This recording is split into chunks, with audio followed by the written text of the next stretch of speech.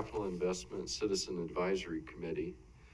The genesis of the need for change in the bylaws is the legislature last year changed the statutory requirements, and I'll address those as we go through. So, there we go. This is what the statute says. It's Idaho Code, this is the Idaho Development Impact Fee Act, Idaho Code 678205. It's a specific statutory provision on an advisory committee. I've goofed around with looking at Idaho Code over the years, and I've never found another statutory advisory committee. This is something of a unique creature. You know, we have other citizen advisory committees. They don't serve a statutory purpose. They serve as really at the will of the commission as a recommending within any specific area of transportation issues. And so this is a little bit different. And what the provision requires is any governmental entity that is considering or that has adopted a development impact fee ordinance shall establish a development impact fee advisory committee. And ACHD has a policy section, I think it's 109.3, that deals with that. I'm going over what the statute requires, and then we'll get into the amendments.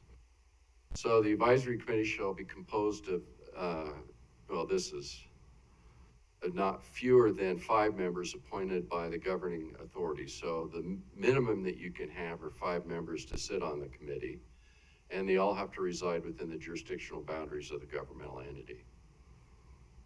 What we currently have is 14 members as a total, and I have a slide on that, but just to give you a perspective. The advisory membership, employees or officials acting in their official capacity for a governmental entity may not be appointed as members of the committee. That is the new provision. Representative Skog, I believe, I think he's in Caldwell. He's the one that did the legislation last year. And I don't know his reasoning for why he did that, but that's it. 2 or more members shall be active in the business of development, building, or real estate, and 2 or more members shall not be in the business of development, building, or real estate.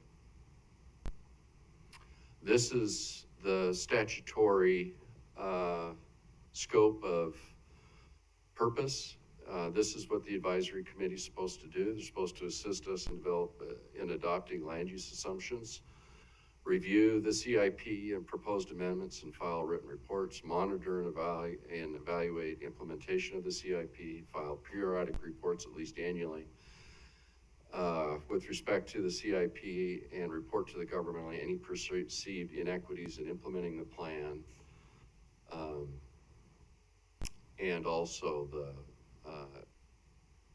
impact in the actual development impact fees. They also advise the governmental entity of the need to update and revise the land use assumptions, the capital improvement plan, and the development impact fees.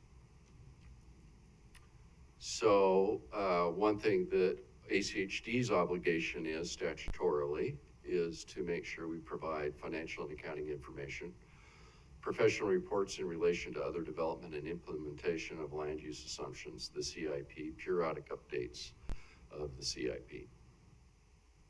Like I said, our current membership is 14. We're proposing 9.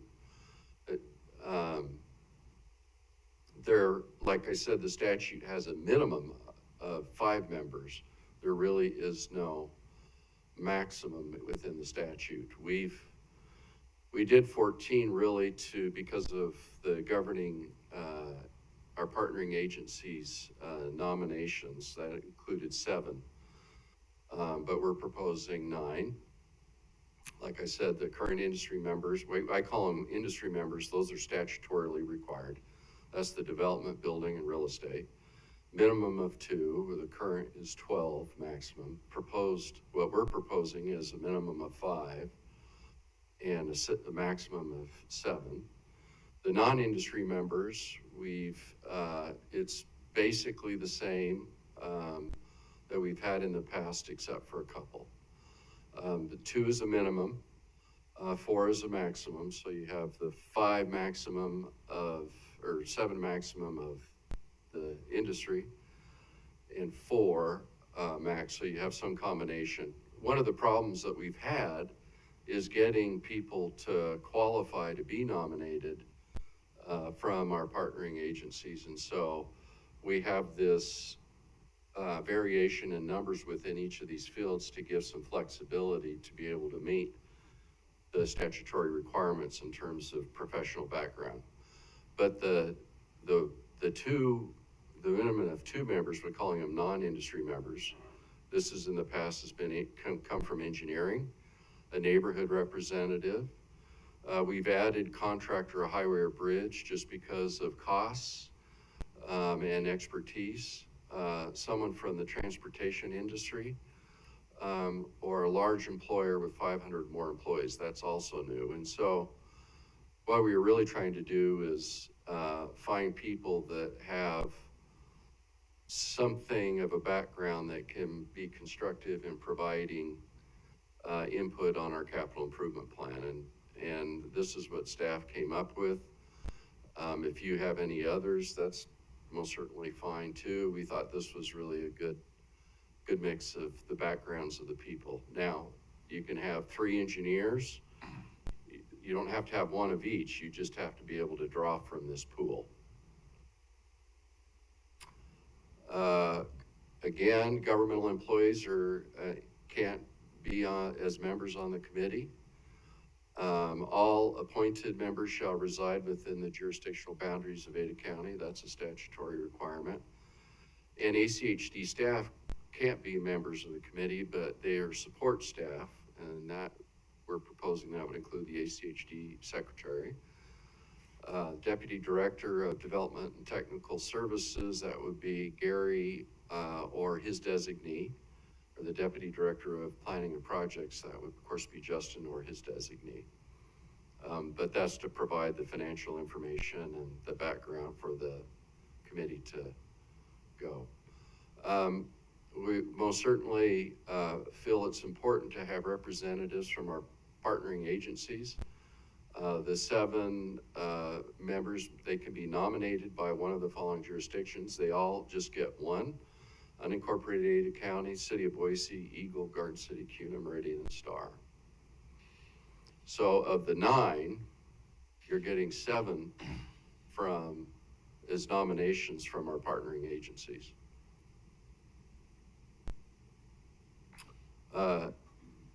And I'll explain the other 2 in just a minute. Each nominating agency, again, appoints 1 member. They have to reside within the jurisdictional boundaries of the nominating agency.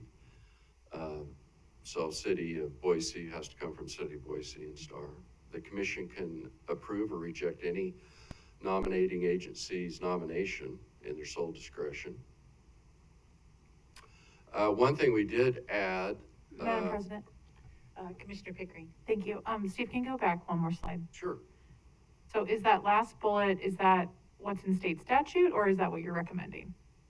That's what we're recommending, and that's what we've had in the past. Thank you.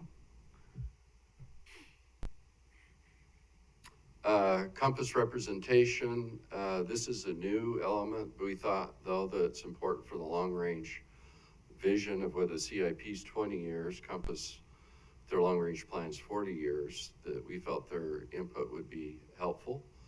And so, of course, it isn't within the bylaws, but the commission, after the bylaws, if you approve it, then we could add a member of Compass to be a non-voting member, just to provide information. But we thought that would be constructive, again, transportation related, and most certainly the long-term planning would be beneficial. Statutory duties, we had a lot of additional duties in our current version, reviewing, making comments on the integrated 5-year work program. They added a whole bunch. We've cut that back to just what's in the statute. This is exactly, and I just went through those. We're just pulling it back to what the statutory duties are and responsibilities. but we have the safe harbor provision at the end that says to perform such other duties and functions the commission may from time to time prescribe. So if the commission wants the CICAC to look at integrated 5-year work program and provide a recommendation, it's still an option, but it isn't something that they have to do. The others they have to do, other bullet points. Term of office, this shall be on there for 4 years with staggering terms. They can be reappointed for 1 additional term. No member may serve more than 8 years within a 10-year period. That's still the same. If a vacancy of an unexpired term, then we have to fill that within 90 days of the original appointment, and they'll serve out their remaining period under that original appointment. All nominations shall be subject to approval and appointment of the commission. That's all the same. The meetings, they meet quarterly. They may meet quarterly. We've had a problem in the past where they haven't had enough to do, so they just come and really nothing to do. And so we, instead of shall, we changed it to may, President May. 5 of the members must be present to establish a quorum. The directors responsible to provide written notice, agenda, and supporting information to all meetings, at least 5 business days in advance of the meeting. This hasn't changed. The meeting may be canceled, changed, revised by the director upon a call of at least 3 members of the CICAC. And all meetings are subject to the open meeting law. You have a chair and a vice chair. They have to be appointed at the first scheduled meeting in the calendar year. The individuals, the officers, will serve in the capacity for 1 year. Any individual so elected can be eligible for re-election in subsequent years up to a maximum of 3 years. The vice chair will preside and perform the duties of the chair in the chair's absence. The chair shall appoint other officers that they may deem necessary, and any vacancy in the chair or vice chair should be filled at the next scheduled meeting by a majority vote or within a reasonable period of time.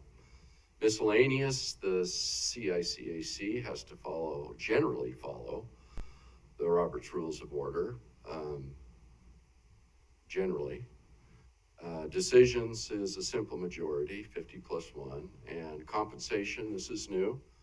We've recommended it just because of the $100 per meeting attended as reimbursement for travel expenses. The reason why we've done that in this case is 1, it's a statutory advisory committee. 2, we're drawing upon the professional expertise of people to preside. In some ways it'll be a little bit easier accounting. This was just a thought to throw out there for discussion. If you are opposed to it, no problem. Like I said, we don't do that now. And again, the commission can terminate any member effective immediately for cause or not cause in your sole discretion.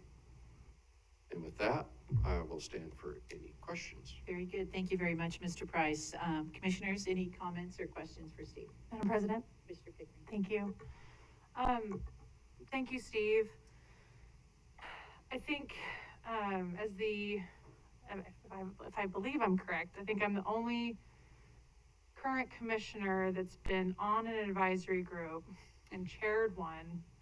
So, you know, I know we all believe and know how important these advisory groups are, but I uniquely can speak to the power and influence the bylaws have on the work that we do as advisory group members.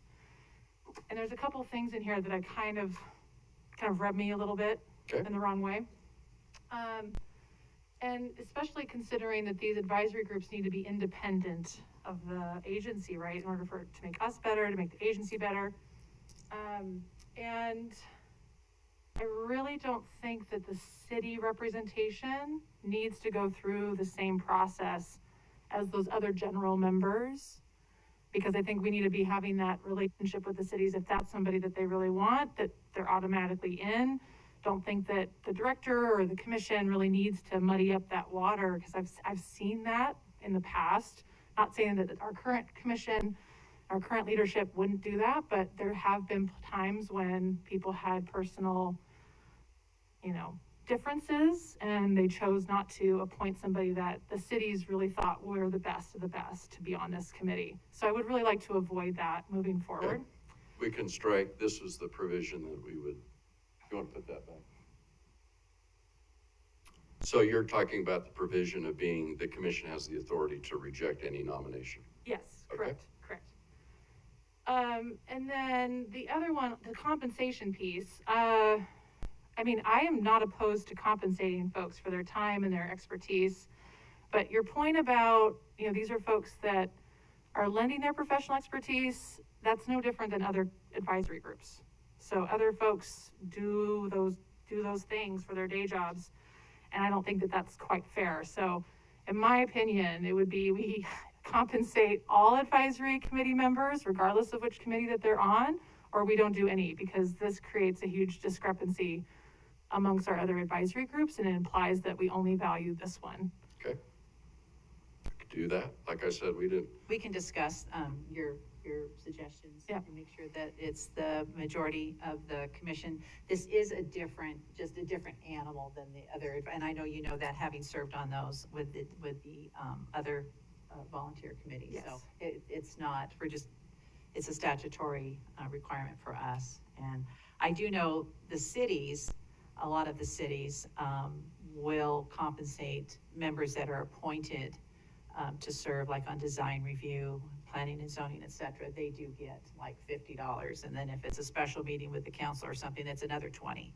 So, and then they meet monthly, or just monthly. Ours would be quarterly. So there is compensation out there in the cities and reimbursement. So that's not something, I don't think that's really foreign. So, but I would like to hear, the discussion. Sure, but that's just something that I really believe in. And then I really agree with having someone from Compass being on there, and I would also add VRT as well.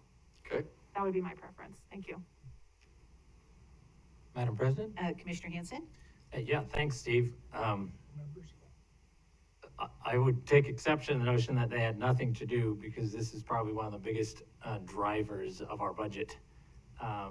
And so the fact that the perception is that they had nothing to do to advise us on may suggest that we're not using them as we could potentially use them.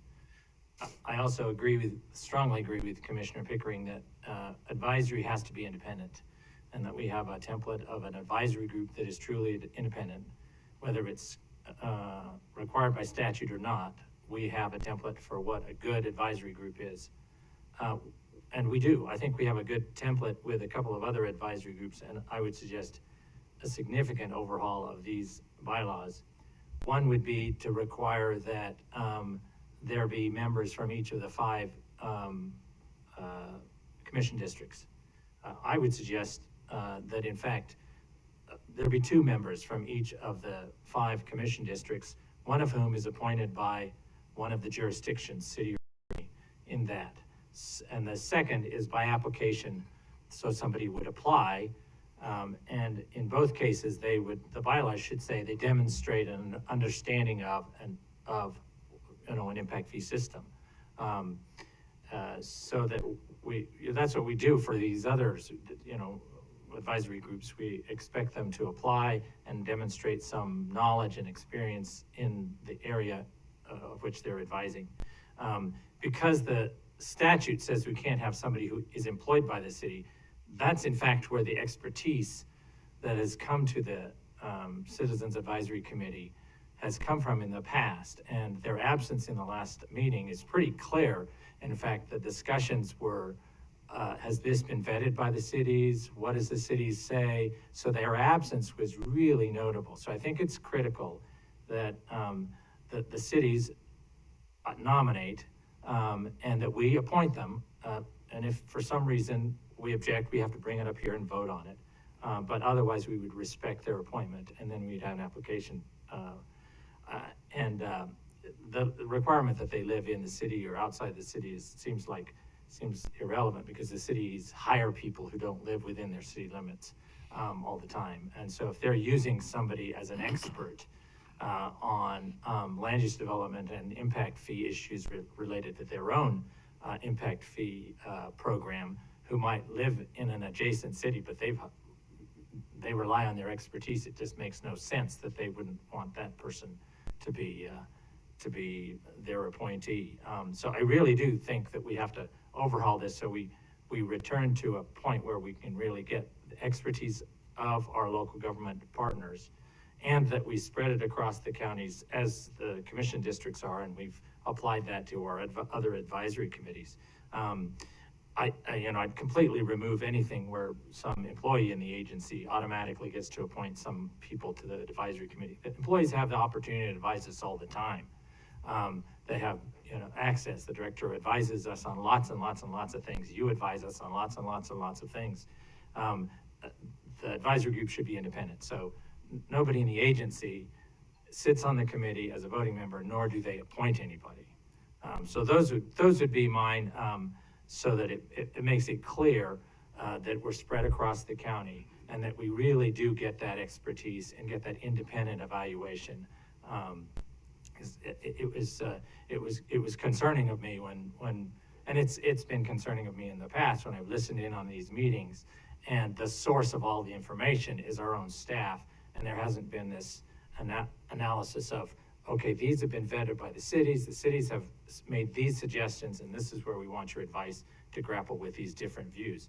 And so I think there were just 3 people in the last meeting who actually spoke and shared opinions, maybe 4, and the others sat silently.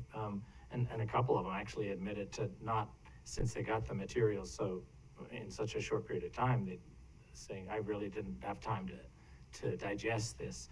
And so that kind of advisory, we've learned a lot with a couple of other advisory committees.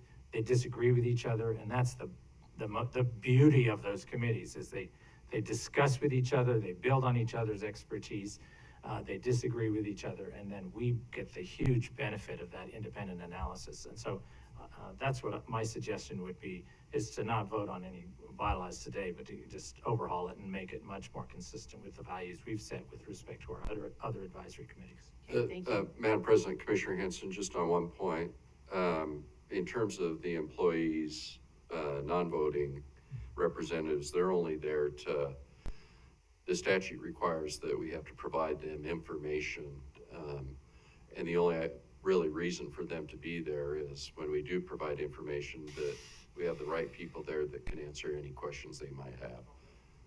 And that's the only thing going on in the current draft. I think you still preserve the director appoints a couple members, right? Yeah, and I would get rid of that. The idea of the director appointing 2 is really a byproduct of the past. And that is that when we would have vacancies, we were trying to make sure that we could meet the statutory minimums, and we at least had the flexibility to make sure that we had the people in there. And we found that in the past we couldn't get the right membership, and so that was the only reason to do that. If most certainly, I don't think the director is beholden to that, or nor am I. If you want to take that out, most certainly. We meet weekly, so there's opportunities for commissioners. I think it's an approach that is applied well by the 5 commission districts as being the basis by which people are appointed. And then if there's an imbalance of developers and non-developers, we can address that in the kind of applications we'll get. But the application process, I think, is really valuable. So I'm a little ambivalent on the compensation. I don't, that's not something that is paramount in my equation here. I'll go along with whatever the commission decides on that. I think as far as the membership, I think the way it's laid out with the different jurisdictions and the unincorporated Ada County, people that live in unincorporated Ada County, they have a lot of issues and concerns that are a little bit different and not necessarily addressed by the city that they are in close proximity to. So I think having that category is beneficial. I don't I know with the BAC, and I started this when I was first elected, to make sure that we had the representation equal across all commission districts. Here we are, year 4, that hasn't been accomplished yet. You know, we're still having in one and not the other. So I really don't see a need, nor would I be in favor of making participation in this committee contingent on a commission district. I think the way we have it mapped out here, I'm more in favor of that. So that would be my preference. So we can have more discussion on that, but I think that's equally laid out. So Commissioner McKinney. Madam President, thank you. Steve, just to clarify kind of on that point, a recommendation for someone to represent unincorporated Ada County, that would presumably come from the Ada County Commission? Yes. That would be, okay. Correct. All right. Then just maybe kind of a good way to start here is to back up and explain to us, okay, well, explain to me, maybe everyone else knows this.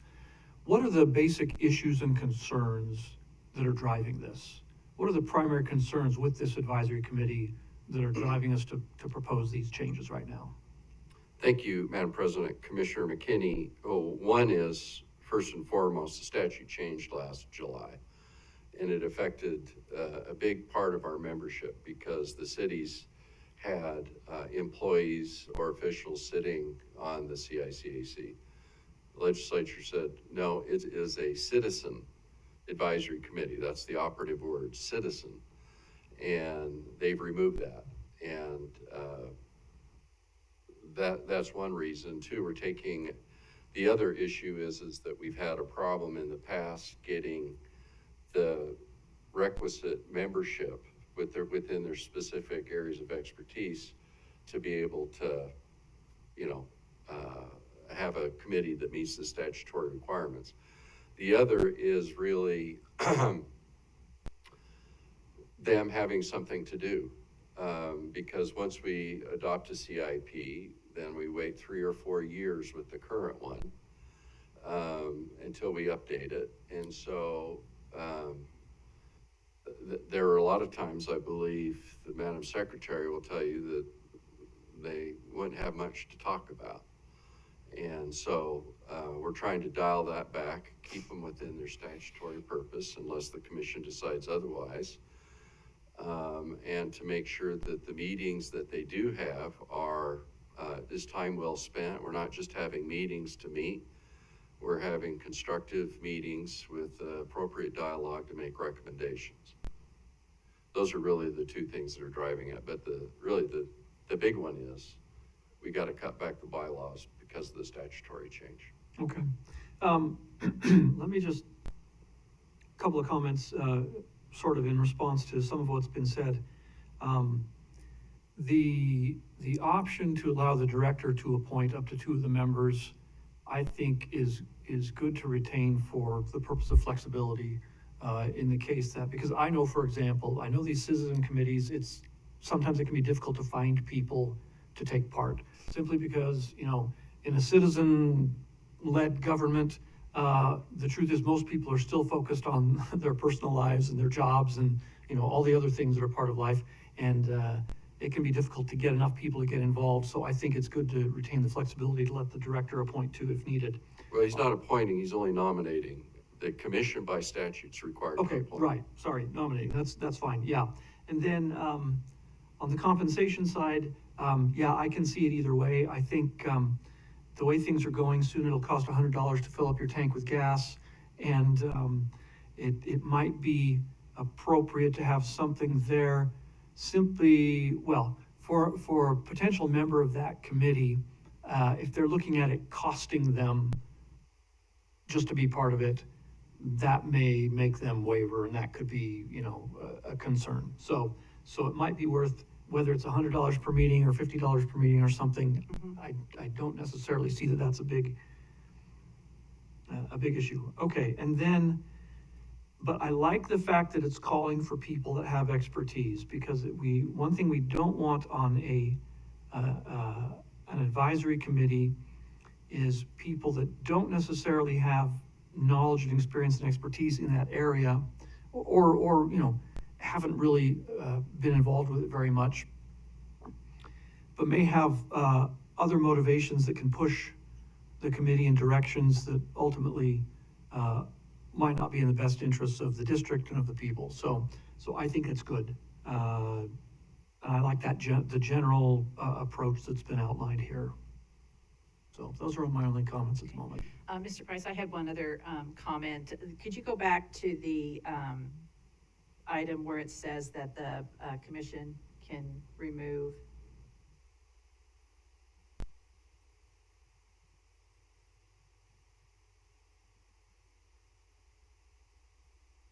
That one? May approve or reject any, okay. We have the responsibility of having this. This is statutorily required of our district to do this. We have it mapped out as to, the procedure and the protocol going with the nomination.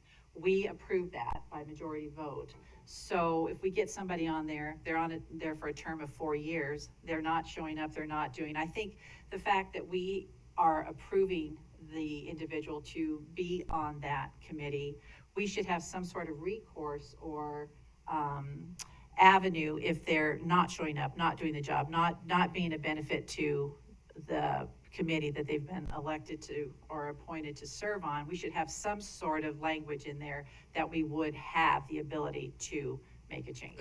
I believe this is the slide where we can terminate, or the commission can terminate for cause or without cause. And I think we probably need that. And I'm not aware that we've had to do that, but I think we need some sort of mechanism in there should it be required. But I can't imagine that we would need to do that. But I do think it would be smart to have that in there. I agree. But one thing the statute does require, and that is only the commission has the authority to appoint. So the distinction between nominating and appointing are two different things. The director appoints and he He nominates and we, Yeah, right. And I think to Commissioner Pickering's point, is this one, and she would like that removed. Again, that's into the nomination and the appointment, so. And maybe that's to the point where that we just have to, maybe just verify or validate that they're meeting the requirement to be on there. You know what I mean? In case the city just throws a name out there and they're not within the parameters of what the expectation are that have been laid out. You know what I mean? Because we're looking for specific talents. So if they come back and somebody just wants to nominate their next door neighbor or something, I just think and maybe we can rework the language, but I just think we need to have the oversight. But I have not been aware that we've really had to step forward and do that. No, we can take this out. It's not gonna matter, to be honest with you, because you have to appoint their nomination anyway, and it takes 3, so. And then we would Whether still this is have in the there. statement in there that we would have the ability to remove. Yes, the Okay, termination then, provision yeah. separate. And So it's not a problem, it was really more just information. I Madam would want to President, get rid of both. I'm on sorry. this item, just to clarify then, because we've talked about the distinction between nominating and appointing, this first bullet point here says each nominating agency may appoint one member. Yeah, well, that's, But it sounds like what we're talking about though is the commission has the sole authority to appoint yeah, members. that's my bad. I Okay, need to change okay. that. All right, because, maybe what we need then also is, let me think.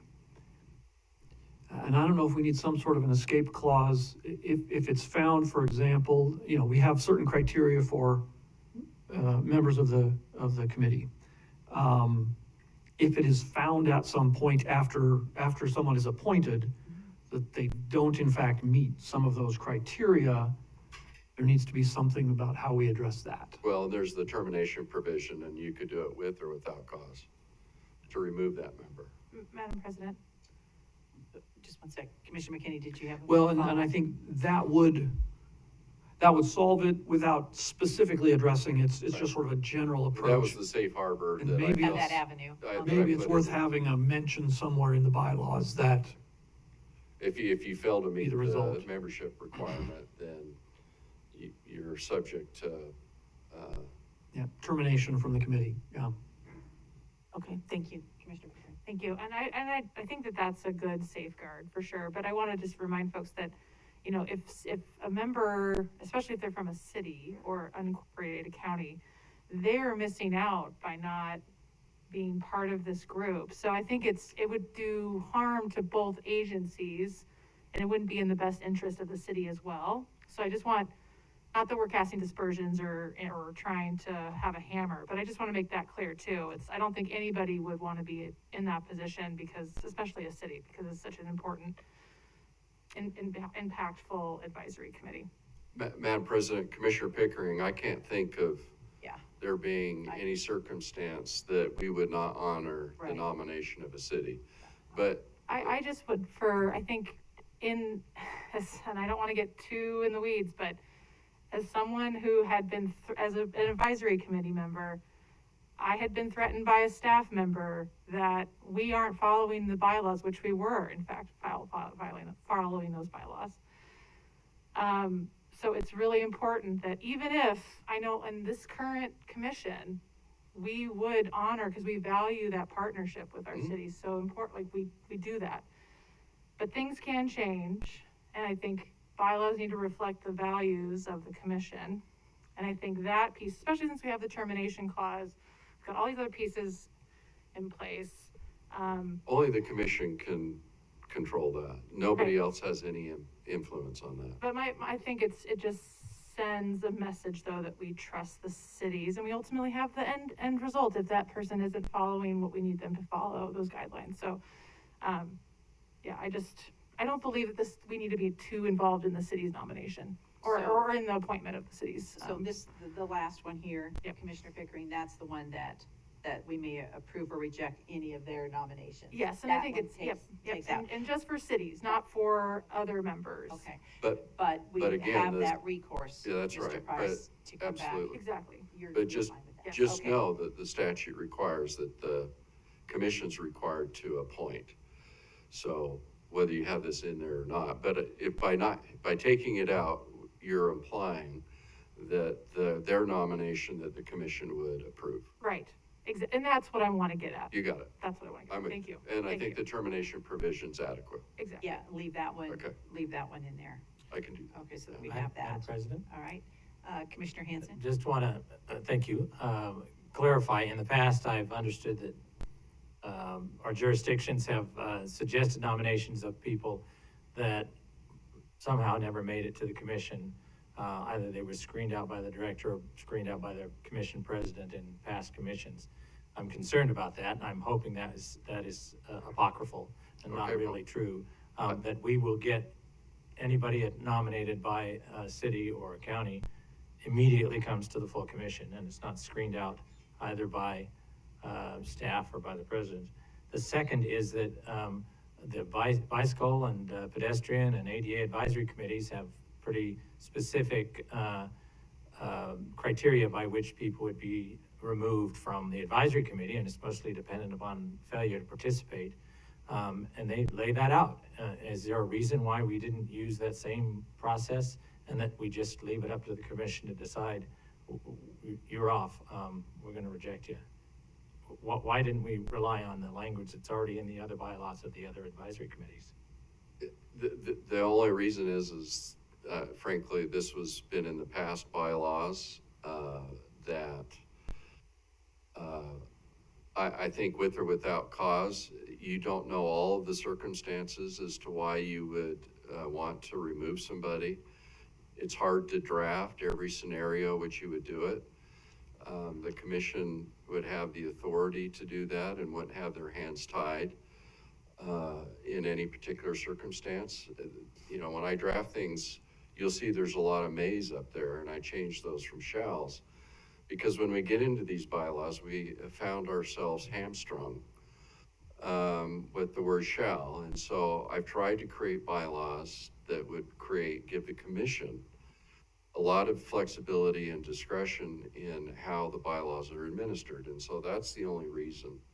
So- There was in fact, Commissioner Hanson, never even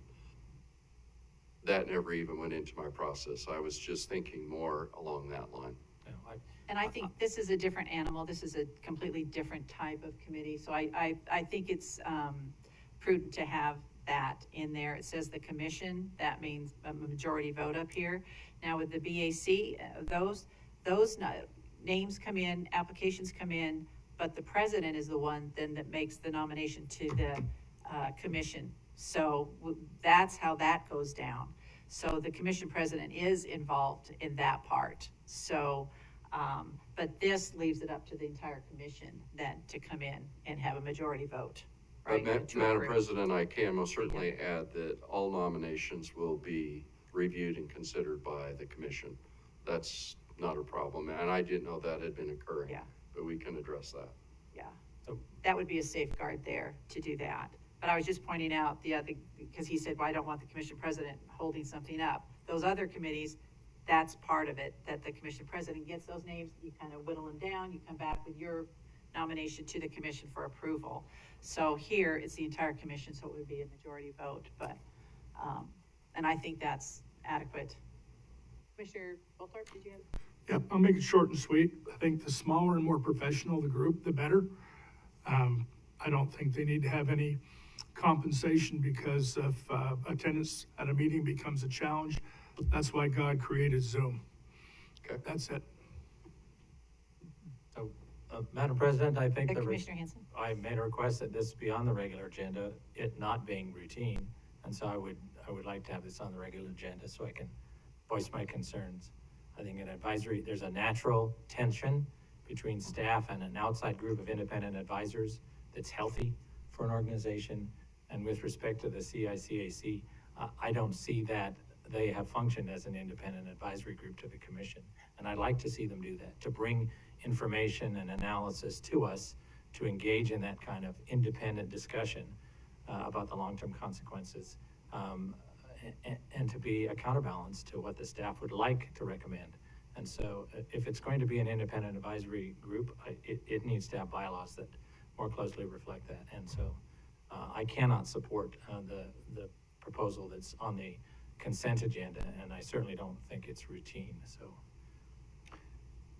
Madam President, if I might, based upon the comments that I've received, I might request that to have the agenda item referred back to staff, and then I come back next week with Changes. with the changes that you've provided. Yeah. I'm happy to do that. Yeah, so we can see. Madam President, On the regular agenda. if I may, and the thing that I think would be helpful to see, if we could each have a red line version of the entire policy to review in its entirety, then discuss in its completeness and be able to, come to a final decision next I mean, a time. red line of the bylaws?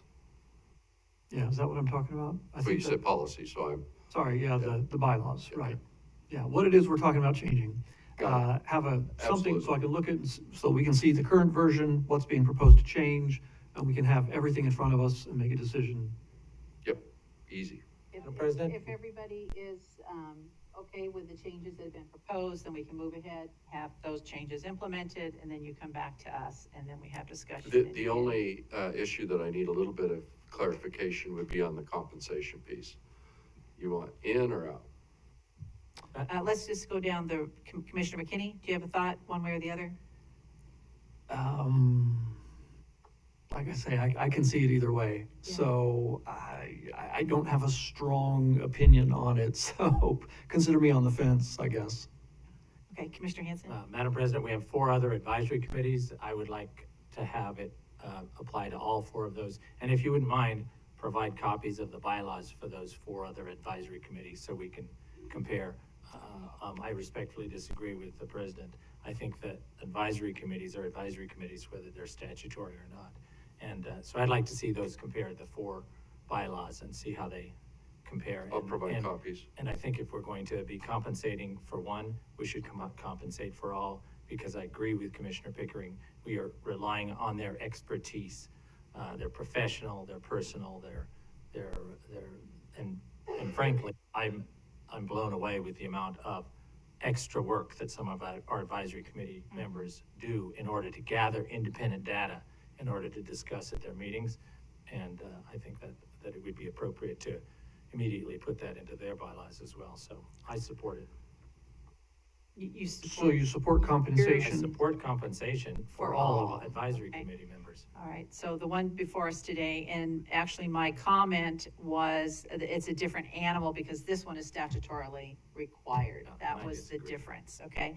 I have always been a champion of our BAC and PAG and all the work that they do, so, that was never, part of the equation, and when I said that one is different than the other. So one has requirements where the other one doesn't. It operates under some bylaws that have been generated by the district and the commission. So that was the difference. So ambivalent, only if they go to everybody. Commissioner Pickering? Yeah, I would agree. I would say that only if, we came back as a commission to consider it applying to all. Mhm. Commissioner Goldthorpe? No? No compensation. Well, if I may make one more comment, the issue about compensating them because of their expertise, the reality is the amount of time involved in this kind of a commission or committee is far beyond what our compensation would actually cover for the people whose expertise we're talking about. So when we're talking about compensation, this doesn't compensate them for doing this kind of a position and having their expertise. So I don't think that goes very far in justifying it. You know, it's a token and it's a travel expense kind of reimbursement. That's about all it is. Madam President, Commissioner Pickering? I just want to, for the record, I would vehemently disagree with Commissioner McKinney's comments. Each advisory committee has a ton of work on their plate to review items from staff. They host and organize audits, they go and look at projects, they do a ton of work off-site, so that is absolutely incorrect. I think the workload is No, equal. that's precisely what I'm saying. They're doing a lot of work. This little piddly amount we're talking about doesn't even come close No, to I thought you compensating were them saying for though that. that the other committees weren't, the workload wasn't the same as this one. But did I miss that? The CIC, blah, blah, blah, blah, blah. The current Got it. one, what I heard you say was this existing committee that we're discussing, has a higher workload. Is that not what you said? No, all of these advisory committees, and if we're talking about people on advisory committees and we want them there because they have their expertise, the reality is the amount of work involved in what they're doing is far more than what Oh, yes. we're suggesting to compensate them for. So this isn't really compensation for what they're doing. This is like I say, a token and a travel expense. That's about all it Well, is. and if I may, Madam President, Commissioner McKinney, we've had problems getting the type of professional people to serve on the CICAC, and so it creates just a little incentive, I mean, a token incentive. Other than that, I mean, that was Right. kind of our thinking.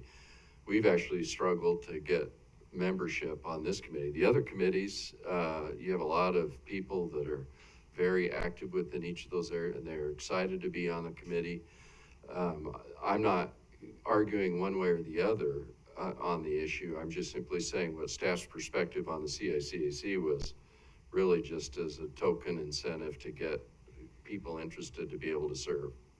Yeah. And then they meet quarterly, and then you have the other advisory, very critical and important committees meet every month, and then they have special meetings. And I think the cities show that they have their set stipend for the meetings, and if there's an additional meeting, that's another $20. It could get into kind of an administrative deal here, trying to make sure everybody's getting compensated. So my opinion right now is if this is going to, I don't want this to hold up getting this updated the way it needs to be, so maybe we table the compensation if we can't come to an agreement Okay. on that, and then take a look at the larger view if we have the suggestion that we look at our other advisory committees. I think that's gonna sideline this, and so we need to move forward with getting this approved, and we can have the discussion about compensation at a later date. I would think be you'll my read a lot of recommendation. perceived inequities, and Yeah. we'll just, And I think it's gonna take a little bit of time to look at all of that. Okay. Rather than do some sort of rush thing to make it fit with this and then come back and address it on the back end. So that would be my recommendation, okay. okay? I'll just All take right. it out. If you guys change your mind in a week, we can put it back in. Okay, all Thank right, you. thank you very much. You bet.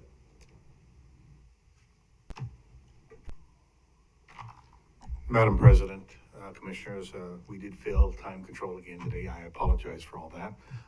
It is after 12, and what I'd like to recommend, if you could defer the director's report till after your work session is complete. We have some things we do need to share with you at that point in There's time. some important things, so we'll do that. Thank you, Director Wong. Okay. So welcome everyone to our commission meeting. If you stand and join us in the Pledge of Allegiance.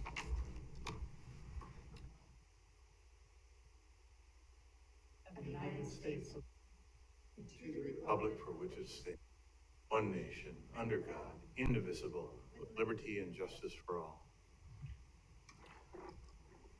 And Madam President, based on all of the commission's discussion on the consent agenda item number 5, if you could refer that back to staff till next week. Thank you. 1 week certain. Mhm. Okay. Commissioners, you've heard that. All right, our first item is to adopt our agenda. Is there a motion? Madam President, Commissioner I move Pickering. to adopt the agenda. Second. All right, all in favor? Aye. All right, next, consent agenda.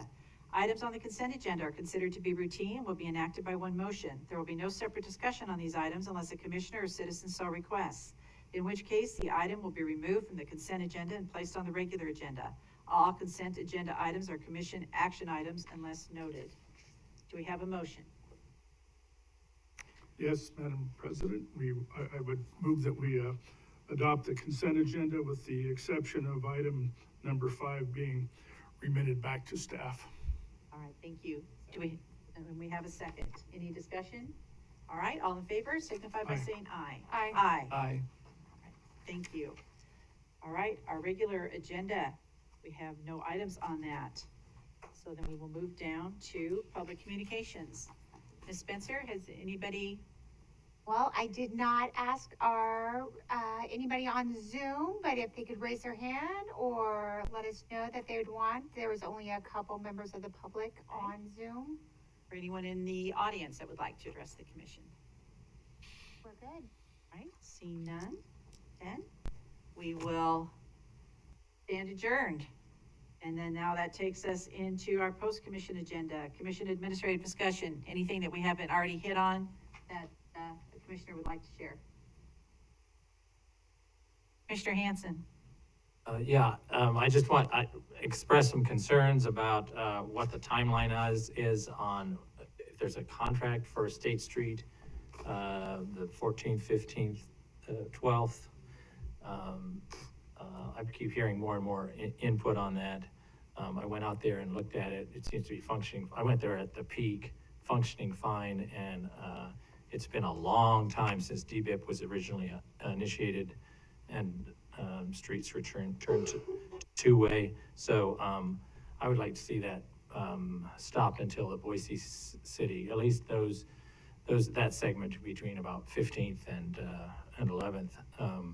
So that we can really get a full evaluation of it with the city of Boise. I have a great deal of heartburn over adding lanes on a urban gridded street that is functioning just fine right now. Director Wong, I think this, to address your concern, we would need to have this as an agenda item and discuss it. I don't think from the day as we stop a project. I'm not quite sure. Mr. Price? That wasn't my intent. I just want to express my concerns. Okay, oh, I thought you said you'd like to see us stop. I do. That's my concern. Obviously, the commission will have to take that Okay. action. This is not an action item segment of our agenda, so we No, can't do Madam that today. President, so based upon Commissioner Hansen's request, then we can put that at a workshop or something On the on that agenda. project on the Okay. agenda. All right, And I have a question for Mr. Price. So 2 weeks ago, we had a budget session. As you know, I've spoken quite a lot about the need for policy development support for the commission, direct policy development support. My request for a position and your staff to work with the commission was quite serious. And so when I listened to the Commercial Developers Advisory Committee last week, it was troubling to see how that was characterized both by you and the director. So I just want to express my concern. Okay, I don't recall that, but Yeah, no, I'll go back and look at it. I'm not having immediate recall on that either, but I I don't do either, recall. Commissioner. Can you be more specific? it was dismissed as somewhat of a joke. By whom? That, oh, we need another lawyer. And of course, that wasn't my request, but one of the commissioners asked for another lawyer, haha. And, That was by and I me, think I'm that was, sure. I think it's That was by appropriate. you, right? Yeah. Commissioner Hanson, staff did not do that. Thank you very much. I do believe when that suggestion was made during our budget workshop, I asked Mr. Price to go back, take a look at his needs and his makeup in his department, and then to assess what's on the horizon, and then to come back to us if you have a recommendation as to requiring some additional. Madam President, that is what we are doing. All right, thank you very much, Director Wong. Commissioners, any other comments? All right, May I recommend a 10-minute break so we can reconvene for the Yes. microphones down here? Thank you. sounds good, and then we'll reconvene down on the floor. Thank you. All right, thank you.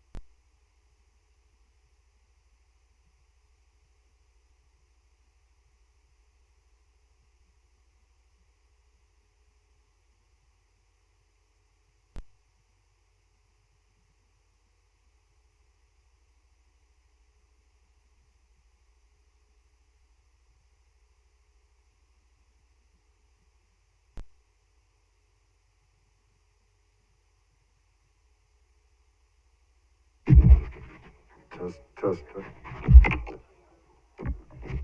test, test, test, test.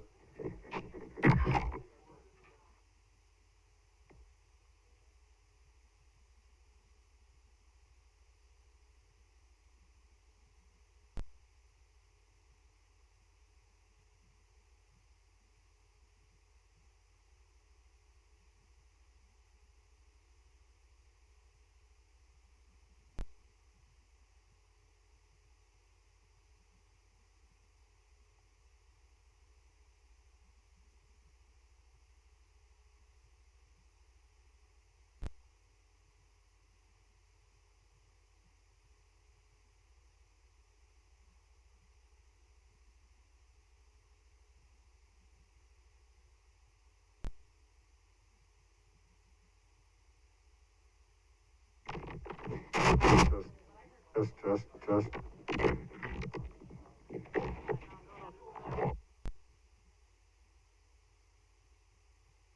Test, test. Test, test. My apologies. Let's see, guess I'll.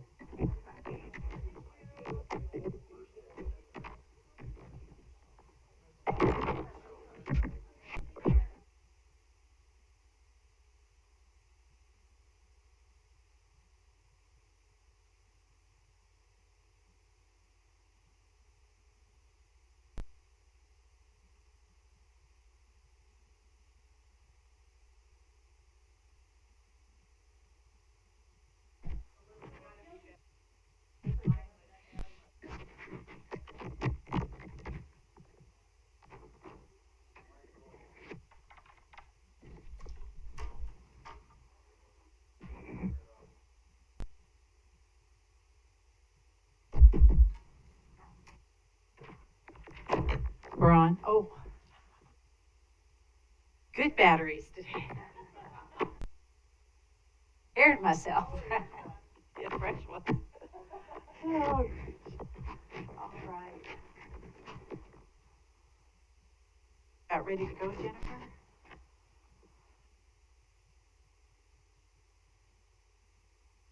Good to go? All right. Today we're going to be getting an overview of the Maintenance Division Budget Information Briefing. We're going to start with Ms. Behringer. Welcome to you. We're looking forward to this. Thank you, Madam President, Commissioners. Thank you. For the record, Jennifer Behringer, Deputy Director of Maintenance. I'm very excited today to present the Maintenance Division's budget information. As you know, maintenance does projects, and once they're there, we maintain them. We do this with 160 personnel, also sharing traffic ops, which we hit on a little bit later, where we have some rovers who help us with winter maintenance and that go back to the paint crew in the summer times. Our staffing is in our budget book separated out into 5. So you'll see maintenance, fleet services, and then our 3 maintenance yards, U-Stick yard being our new addition. This is what we have for operation expenses for 2022 budget, our $37,882,000, and then for our proposed FY23 budget, we're just north of 40,000. I do want to point out something different than what you've probably seen in the other slides and other presentations. We have our budget that we maintain and control the dollars on. And then there are a couple other just budget line items that we manage the projects for. So Safe Sidewalks doesn't fall under our budget line, but we have the personnel who manage the maintenance piece of the Safe Sidewalks.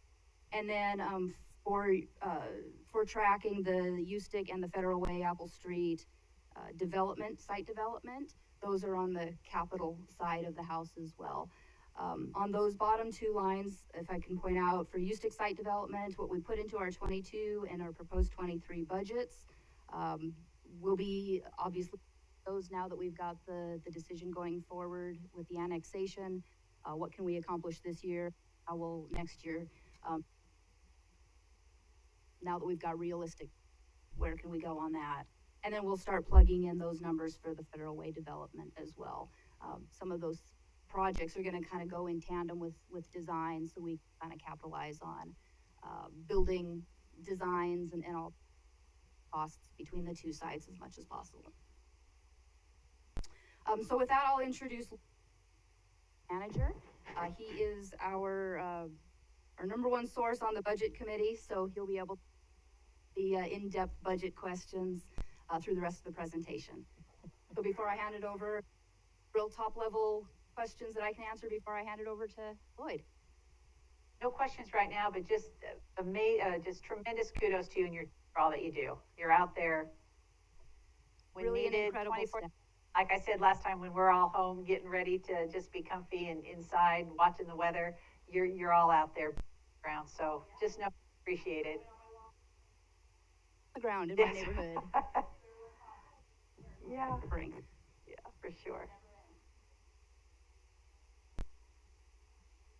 The details just as a what all the maintenance team does, especially those guys out in the.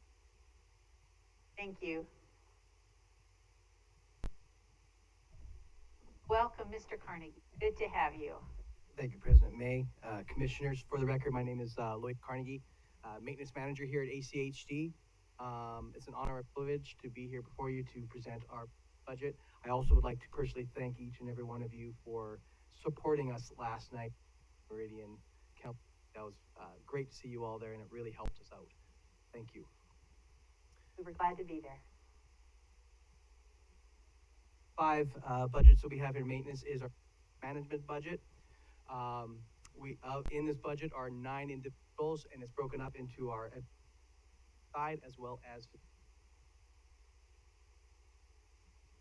in this budget is our Deputy Director, Jennifer Behringer, myself as the manager, Paige Harristed as the senior. Starting at the bottom from left to right for facilities is Dawn Rowell, our facility coordinator, and Pedro Freiras and Nate Ward, our facilities. And then for Safe Sidewalks, the sidewalk coordinator is Ryan Fisher, and Randy Abbott and Ray are our sidewalk inspectors that work alongside him. For those introductions. Quick overview of a department. So in our administration, this is where we provide all the strategic oversight for all of the maintenance department.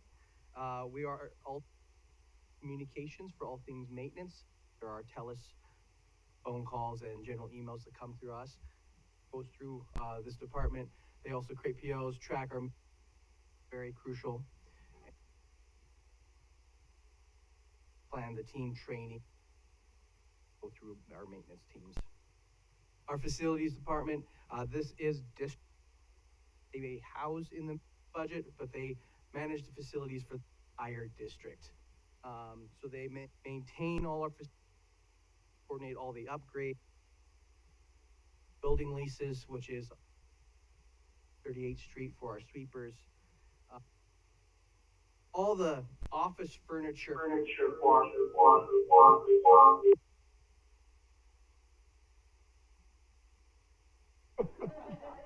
Said it 5 times. but slower. They deal with the office furniture employees here at the district to make sure that they have the office furniture that fits their needs and that the facility is meeting what they require to operate. They were also very crucial in acquiring and making sure we have COVID PPE needed to get us through this COVID pandemic. Still keeping that on track and making sure that we're as we do our business. Safe Sidewalk. So they inspect sidewalks and all ADA deficiencies that are brought forward to us, public. They receive a lot of telesis, emails. We have a direct email to the Safe Sidewalk team that citizens can email. Get those inquiries, they go out and inspect, and they plan projects based on those inquiries. They do the scope, scheduling, and repair of all the sidewalk deficiencies that would not fall nor capital project. These are smaller projects that can be done with the neighborhood.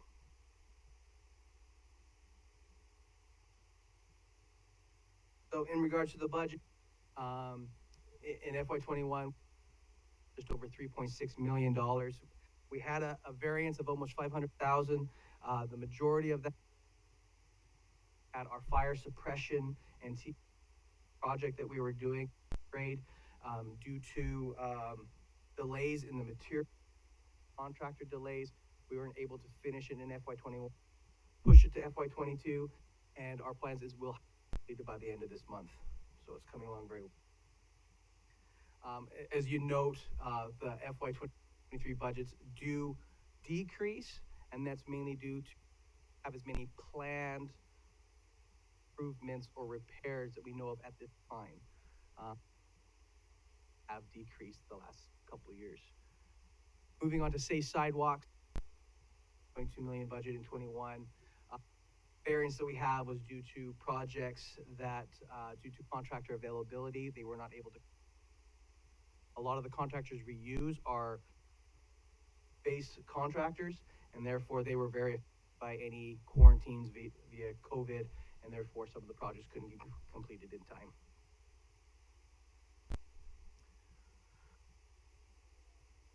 For the maintenance management, 30% of it is salary and benefits, and 70% of it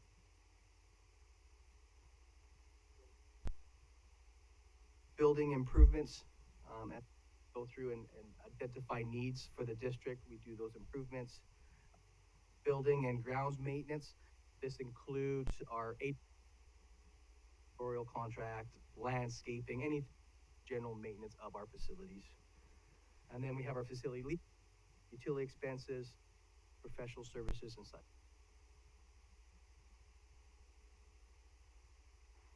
Our initiatives that we have for our maintenance management is to install new security cameras and gate controls at Adams and Cloverdale, and this actually has been completed this year. Continue to develop the U-Stick maintenance grade crew to help maintain Ada County roadways. We are going to be in full steam ahead with that initiative. Evaluate the maintenance area responsibility boundaries. Now have the new U-Stick maintenance yard coming on board. We're going to look at how we can develop crews are being effective and how they respond to any kind of inquiry we have from the public.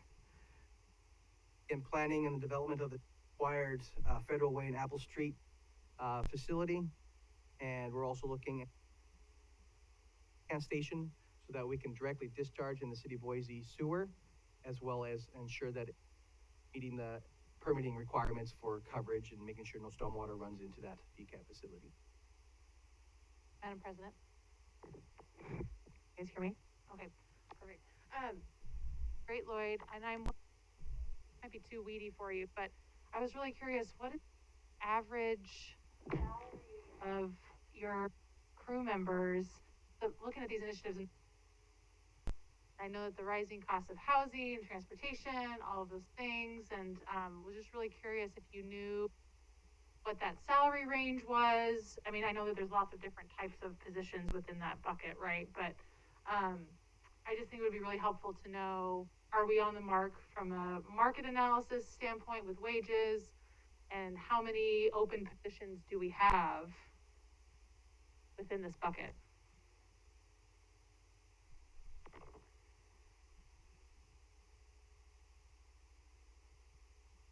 Madam President, Commissioner Pickering, I can answer the vacancy question, and that's across the board, so not just in this section, but across the board we have 17, 18.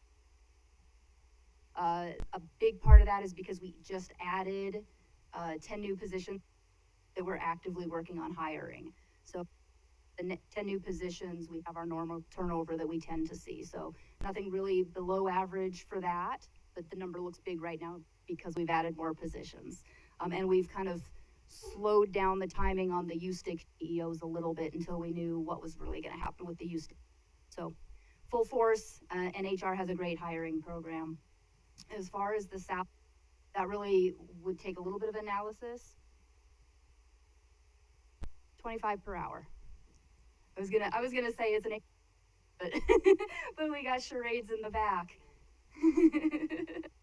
Thank you. Thank you. Very good question. Yeah. Okay. Any more questions before I move on to fleet budget? Questions, commissioners, comments for Lloyd? Commissioner McKinney?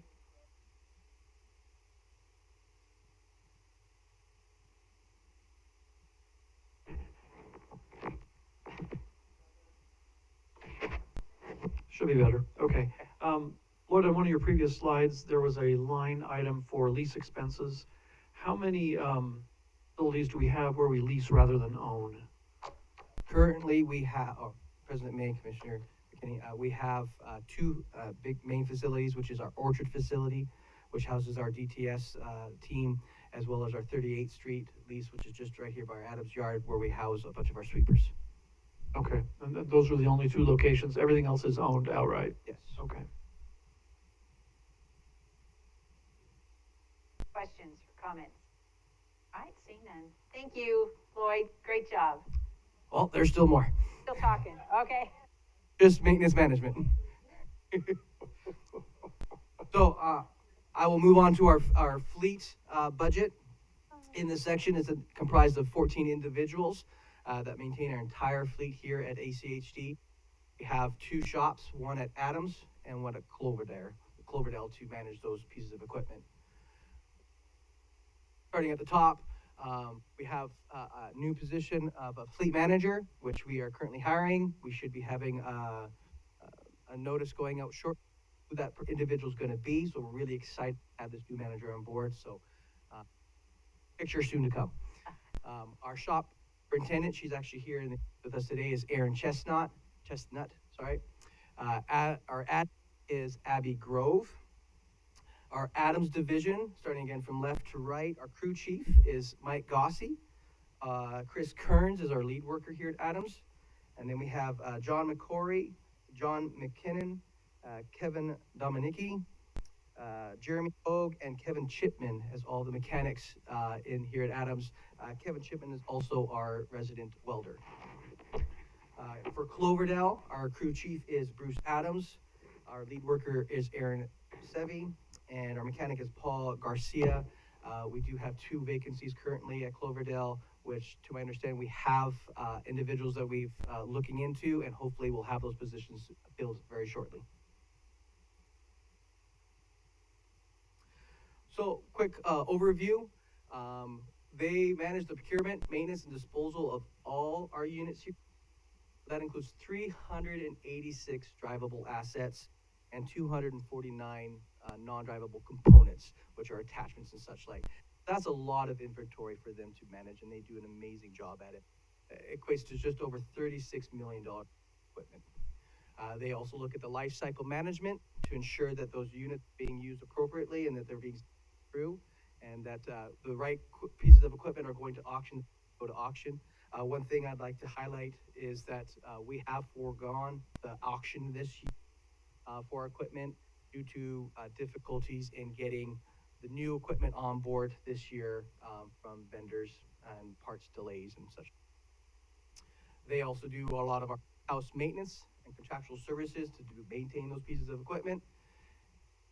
And we maintain our equipment in a 90% in-service rate, which is out here nationwide.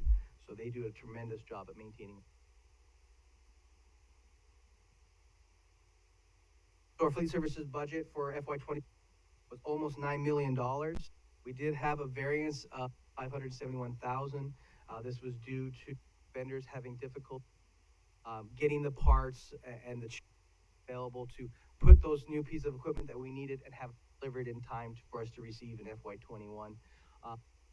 Fleet department is taking proactive approaches to know those lead times and order these pieces of equipment early enough that we can get it in that next fiscal year, anticipating them in. If the commission remembers, we had several goals that really we're purchasing them now, but we won't be receiving them until FY23. That's the proactive approach that our fleet department's trying to take to help combat the delays that we're seeing due to COVID and manufacturing plants shutting down and whatnot. And the FY22 and 23 budgets, the increases in those years, again, is for the equipment that we're starting to purchase for the upfitting of our U-stick yard. So that's why those have significantly increased. And again, we're looking at what equipment we currently have, ones that we can prolong the life and use for the new U-stick facility, kind of expand those costs off so we're not having exorbitant costs each year when we're adding crews and equipment.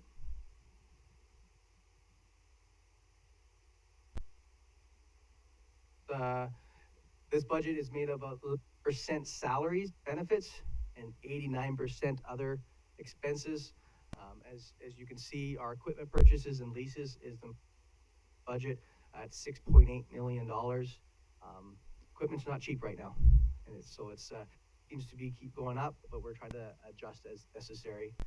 We do have a $1.1 million budget parts to maintain these pieces of equipment, as well as a $1.1 million for fuel.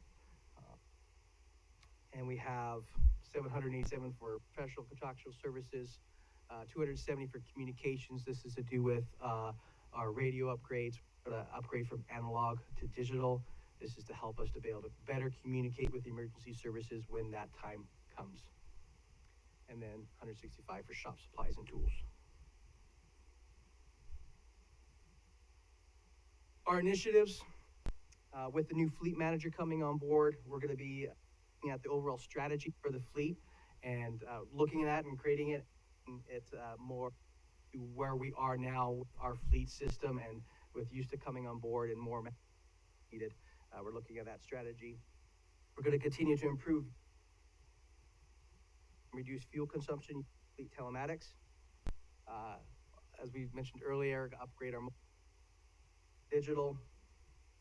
We're going to research the feasibility of electric or to implement them into our fleet. Costs. We'll be installing AVL reporting on work completion, as well as communication to the public, so they see what we're doing, where we're doing it, when we're doing it. And we'll use the newly up for improved fleet management. The fleet asset work software is what our fleet department enters all the repairs and parts and everything into, and tracks the mileage of each unit and goes into the life cycle plan. Madam President, Commissioner Pickering. Lloyd, can you, for those of us that are in the room and online, what does AVL stand for? Automated Vehicle Location. Perfect, thank you. And then, very excited about bullet number 4. So thank you. Very, very excited overall too. That tracks, huh? Okay. Before I go to operations, does anybody have any questions about fleet? Questions or comments? Madam President. Commissioner Hanson.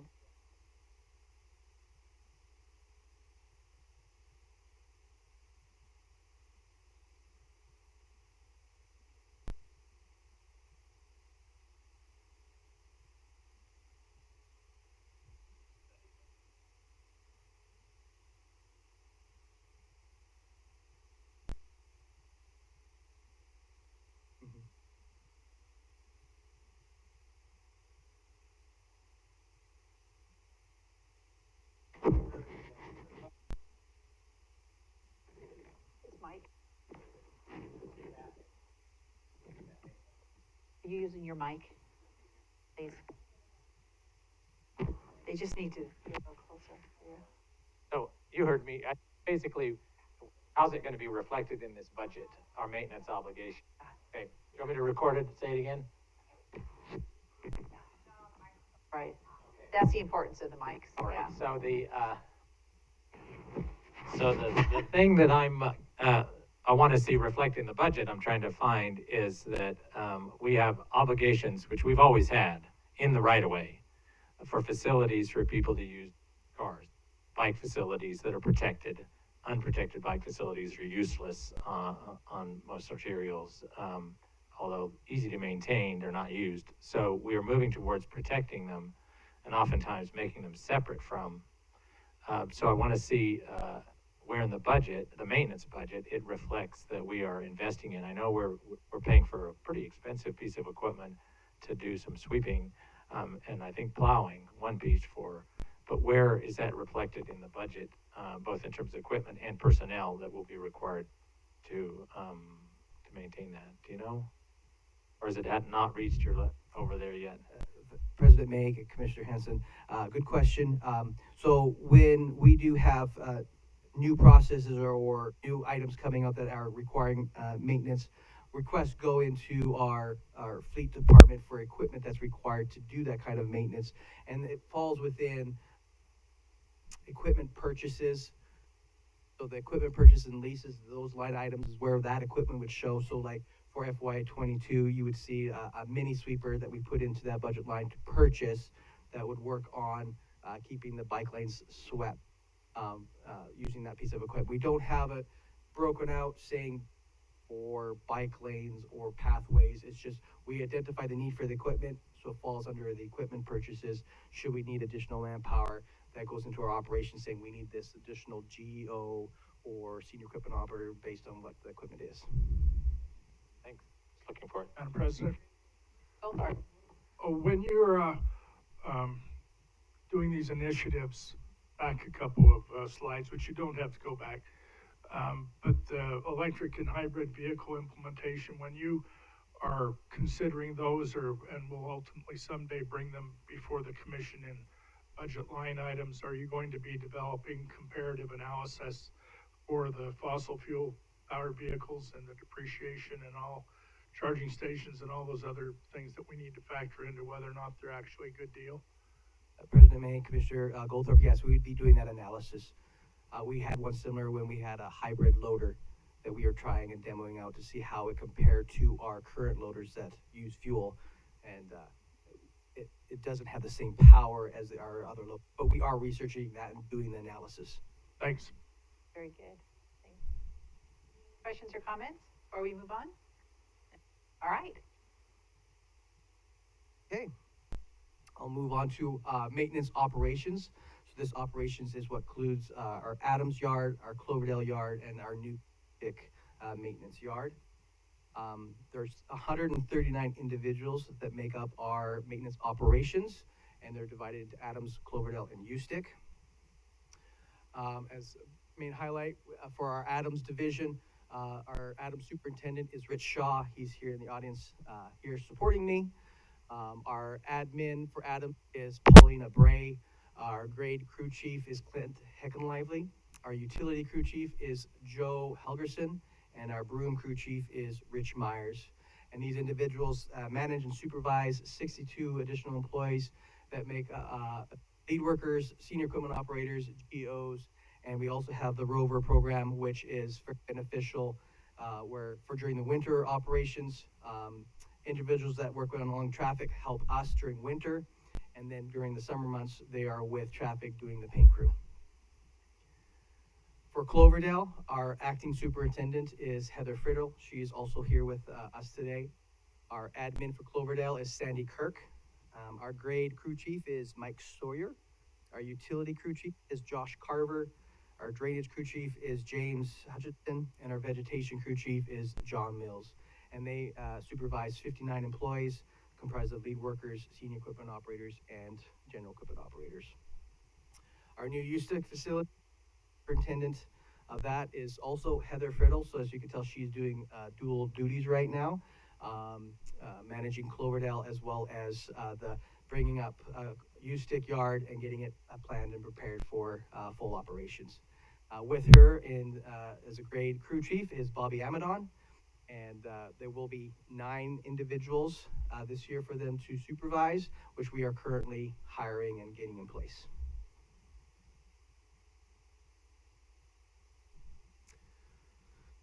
The overview of the departments. So we have a crew that's at both Adams, Cloverdale, and Youth yards. They are the main crew for our chip seal operations.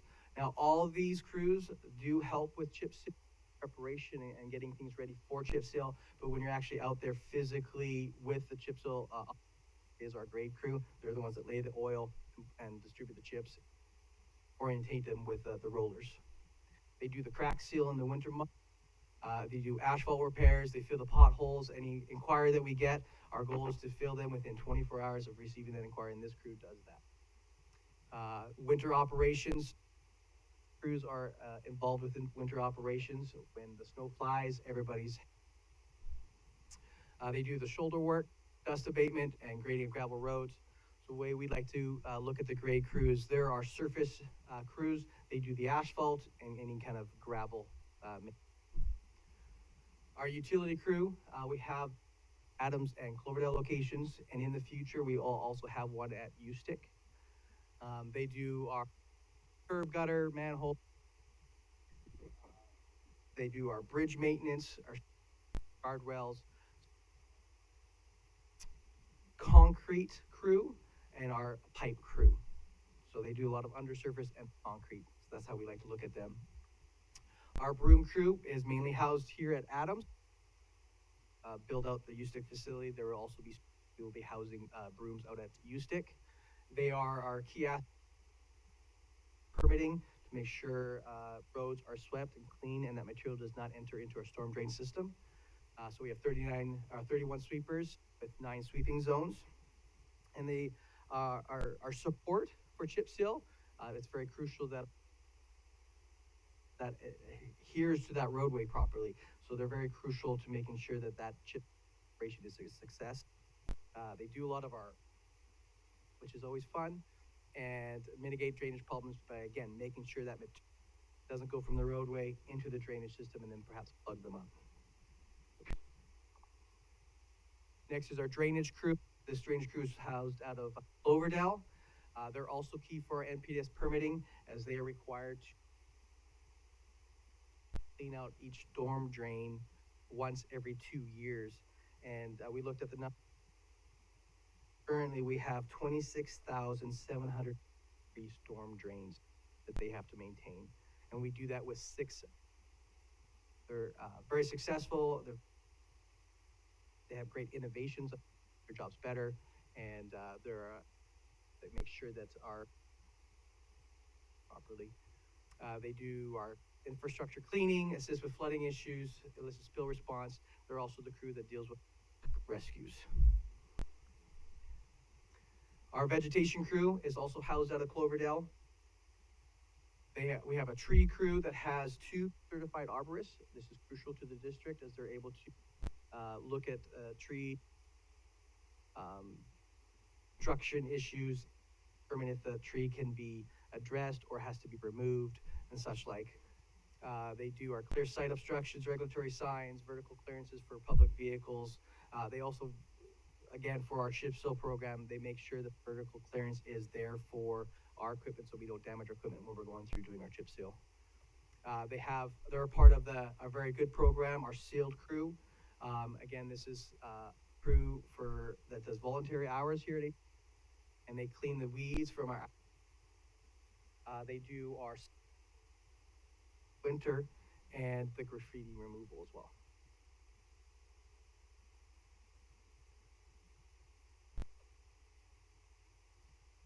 Here's the budgets for Adams, Cloverdale, and USTIC. 21, we had a combined for operations of over $16 million. We did have a variance vision. These budget line items, even though our operation all operates similar at each of the district yards, our budgets are different in the sense of certain materials are budgeted under one account versus the other. One of the main items is all budgeted under our budget, and that's this year is $3.9 million just, and so that's why normally you'll see budget line item more than the other groups for that reason. This $100,000 that was a variance for Adams was due to leftover as we did the combined crew in FY21. We didn't know exactly how many we're going to be able to complete, so we wanted to keep funds in there. Should we complete more, we had the ability to do that. Other items that are one account versus the other, we also have road salt. Any road salt that we buy is budgeted under the Adams account. For Cloverdale, our crushing that we have is all budgeted under Cloverdale budget line item, as well as our mag chloride is also budgeted under Cloverdale. So that's similar. The budget lines will vary, and it helps with accounting and historical reasons. Our variance for Cloverdale, we had several bridge scour projects that we were planning in FY21. There was a delay in getting our 404 permittings to get those done, so we weren't able to complete them in FY21, and they have been pushed into 22, and those actually have been completed as of our USTIC variance is just delay to getting our superintendent on board. Budget highlights for our operations, 54% of it is benefits. Again, we have a lot of power that's required to get all these projects done, and they do a tremendous job at doing that. And 46% of other expenses. Our large expense is liquid asphalt of just over 4 million. 3.9 of that is the liquid asphalt needed for chip seal, and then we have for our crack sealing material as well as the tack oil for asphalt repairs. We have 5 million for contractual services. So this is like our low manhole collar contract that we put out every year, our pipe repairs, asphalt repairs that we do by contractor, herbicide spraying and tree contracts all fall within contractual services. Almost $1.3 million.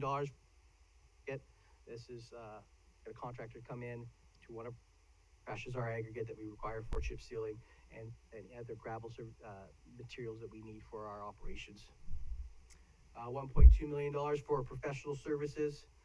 The majority of professional service is our flagging contract. This is to ensure that our operators are safe and the public is safe. $600,000 in our asphalt, concrete, and gravel material budget. Just over $500,000 for all our winter materials that we require every year, and freight and leases and rentals as required.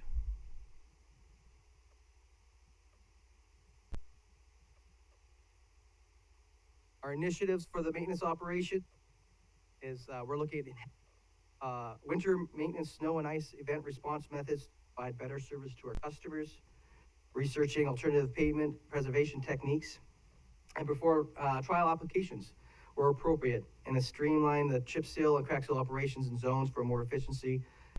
This is where we have moved to our 7-year strategy in hopes that this will improve our PCI rating and our ability to respond to those. And this initiative is something that we work in conjunction with our pavement management engineering section. We're also looking at putting out more pipe crossings contracts to deal with the backlog of work orders. This is where we're going to be working very closely with our drainage engineers in our DTS department and making sure that our backlog is addressed and we're able to get those pipes repaired before they fail. Some staffing recommendations that we're going to be requesting in FY23. We're going to request 12 additional individuals to build our USTIC grade crew. It'll include 1 admin for the USTIC maintenance operations, 1 senior equipment operator, 1 lead worker for the broom operations that'll be coming out of USTIC, and 9 GEOs. Madam President. Commissioner Pickering. Lloyd, can you provide a little bit more detail? What do you mean by pipe crossing contracts? What kinds of pipes are you referring to? So these are pipes, stormwater pipes that are generally our corrugated metal pipe that was installed many years ago and are rotting out and failing. And when they are very deep in the ground or there's a high water table that our operations aren't able to do in-house, we contract those out to have those contractors remove and replace those pipe so that the water can still flow. We also have a contractor that's able to do an in-place concrete pipe where they can go in and just line the pipe with concrete, and that's a cheaper fix and it allows that pipe to still function. Helpful. And I was also wondering, whenever pulling up, you know, we're either fixing a road or building something, I mean, are those pipe crossing pieces also considered or like go in one quality as well? President May, Commissioner Pickering, yes. Whenever we're doing a capital project, one of our maintenance team members are part of that team, and they also look at every single pipe and drainage inlet to make sure that we're getting the best bang for our buck. Those are getting repaired as that project's being done. Well, thank you. Any other questions? Go ahead. This last slide is just, we wanted to put a list in front of you of all the employees that make up our maintenance operations. Thank you for It's doing the that. greatest team on the planet. I think we would all agree with you on that one. Agree? I just wanted to say I had the pleasure of meeting Antonio this morning, who was sweeping my neighborhood. and I'm looking for his name up there because I didn't get his last name, but he was a joy. So, and was just tremendous. So anyway, kudos to your entire team and thank you for the presentation.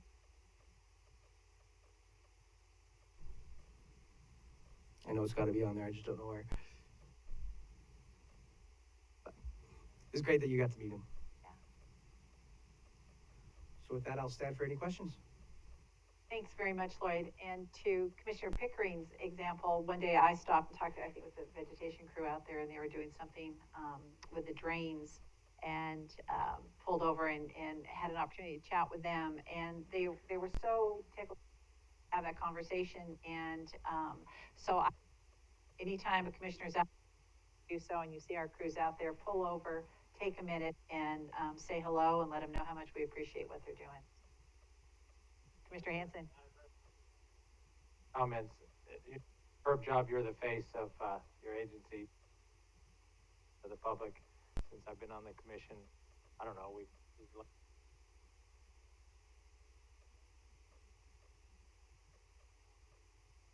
and if you look back 50 years, ask people, what is the purpose of creating the ADA?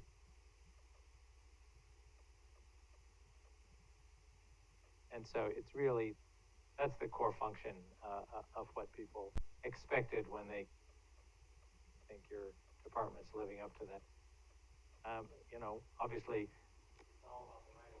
the maintenance of the whole right-of-way, and so I'm eager to see how we are, you know, the measurements to maintain all the right-of-way so it's safe. Thank you. Lloyd, and thank you very much. You do too. We're glad you could be here today as well.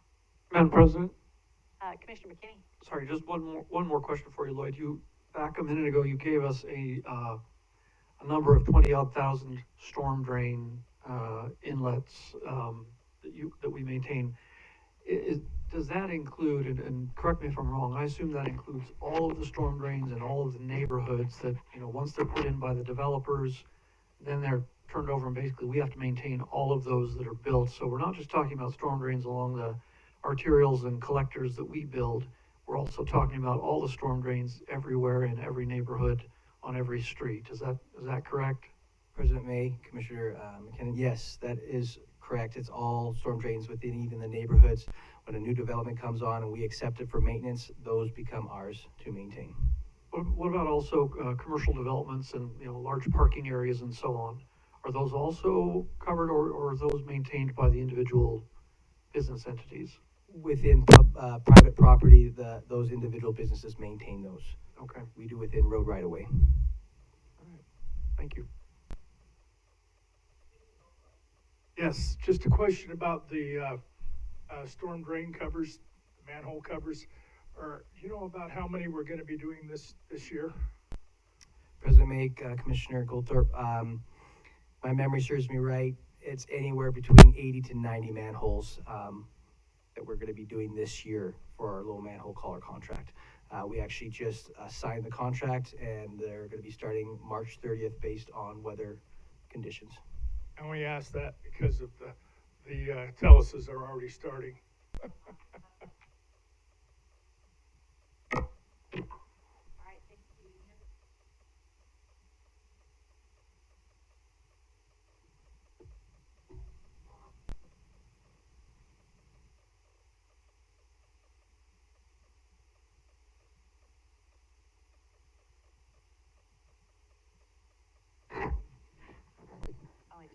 Because you have to really hold it.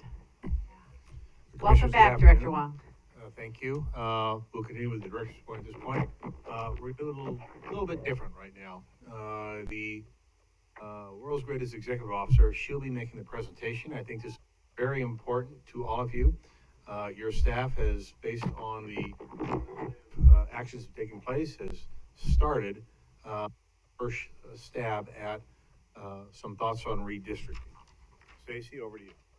Miss Spencer, welcome to this side of the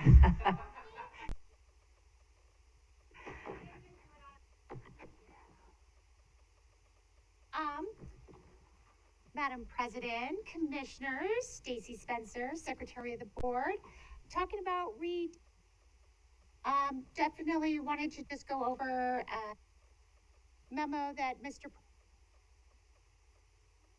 that, the commission can do whatever, district, whatever they want, other than the one thing I highlighted is that if there is more than a 10% population, deviation among the districts, that it is with our, census, we ran our data to see where we first started off here, the map of just the borders. So the black is the border of where you are, but the cities. Fun fact, District 1 is the only district that only has one city in their district, in their jurisdiction, while Garden City has 3, Star has 2, city that, am I not on? There we go. This is the only city that does have one commissioner, one district. So you can always reference back to this map if you have other questions. We go along to now our current boundaries and their populations, and you have all these with you. So if we go down to the bottom, we do show that our deviation is 20%, and that's way out of proportion. So we do need to do some districting. But the one thing that happened with the state and their redistricting, if you look, these also have the precincts, and where everything now was like this one is in with 2 different districts, and that cannot happen. We can only have a precinct in one district. So we went through and made the rule that if it's shared between 2 different commissioners, that the precinct went to the commissioner that needed the population more. So we did go and we ended up with these new boundaries. So we didn't make very many changes. And that actually got us down pretty darn close, but we're still not in that magic 10%. So then we went and we looked at it in a couple different ways. And so there's different ideas of making as little changes as possible, squaring up the districts into a more viable where we're going to move in the future. The concept of neighborhoods or legislative districts came up. So staff went and looked and took a look at a couple different options. So here we have option 1. District 1 moves to the west in all scenarios, mainly because District 3 is right on current population trends, so that would be the natural way to go. In this option, District 2 moves all the way out to 10 Mile. It already goes to 10 Mile, so squaring that up using USTIC as a guideline. So very small changes, but and that gets us into 3.78. There is also this one, keeping a lot of the same look and feel, but moving District 2 back to Linder Road instead of to 10 Mile, and then moving a bit north into Garden City. The District 1 moving to the west is the same.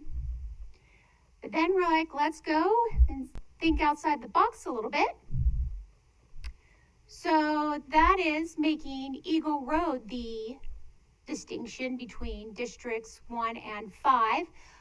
It makes it a state highway. It really then makes the line straight, makes it easier to where those boundaries lie.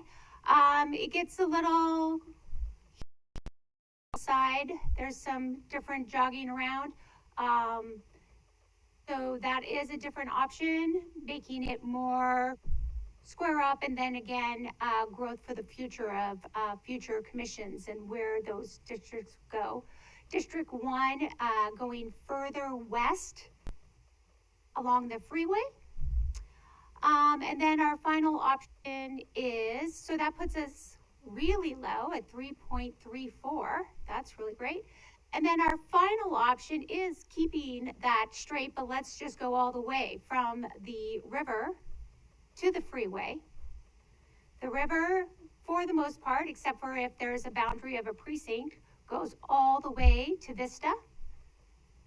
Franklin is mostly to split the bench. It's Franklin. You have a little bit of difference here. District 1 goes to straight down Maple Grove, can be the boundary of that.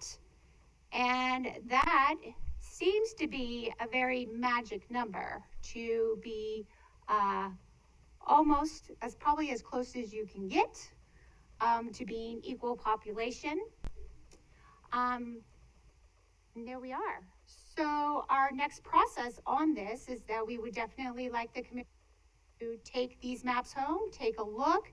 If you have any questions, you can give me a call. I do have a precinct population number, but I think these 4, without really moving things around, that these are 4 really good options for the commission to consider. We'd ask that you'd come back next week with your 2 best options. Then we would take those 2 options to the public. We would have, I would work with communications, we'd have some sort of online public comment. We would publish those 2 maps. Then we would set a public hearing date where we could compile all those information that we have received, and you could make a formal decision. We'd like you to come back next week with 2 of those 4 map options to take to the public. Public? That could be, it would just be to narrow it down. But I would not say that with communications or anybody that we couldn't take 4 different options. But Why don't we see what we come back with They can handle for tonight, and then we can just go from there. Madam President, if I may, Stacy, just one question. In this final option that you're showing us, just to clarify, it looks to me like it still splits Garden City between District 3 and District 2. Is that correct? so yes, in that option 4, Garden City goes from 3 districts to 2 districts. Okay, because right now it's split between 3 districts, so then it would be just 2. It would just be 2. Okay. Star in that number 4, I believe all of Star does move to District 3, where it's currently split between 2 as well. Right. CUNA still is in 1 district. But Meridian is also still split between 3 districts, I believe, would it not? It would still be 4, so Oh, it's in 4, okay. I believe 'Cause I know it's District 2, I-4. District 5, District 2, and District 4. Does any of Meridian extend into District 3? I'm not sure that it does under this map. not on this map. Okay. All cities would be, all districts are in Boise. District 1 still is Boise or unincorporated Ada County. CUNA still is 100% in District 4. District 2 would have Meridian, Boise, Garden City, and Eagle. Eagle then was only in District 3 and District 5. And with this small section, it would be in District 2. So Eagle would go from 2 to 3, but just the 1 small section.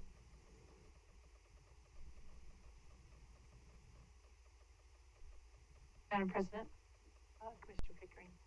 Stacy, I just want to say thank you for your work and presentation with these maps. I know President May, you want to potentially talk about this maybe next week, but just want to put it out there. I would prefer the most maps out to the public. I think the more information, it can increase our transparency and enhance all those different that we're being transparent about lots of different options, and people can compare. So just for food for thought, President May. And is there any